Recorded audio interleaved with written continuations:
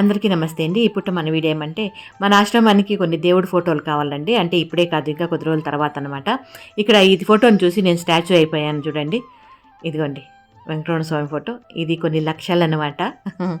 అంటే మనకు అంత పెద్ద ఫోటో అవసరం లేదు.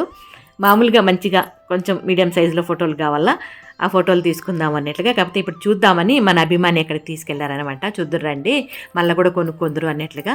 వాళ్ళ ఫ్రెండ్ అంట, దానికని అక్కడికి తీసుకెళ్ళి చూపించారు. చాలా చాలా బాగున్నాయండి ఫోటోలు అయితే మాత్రం.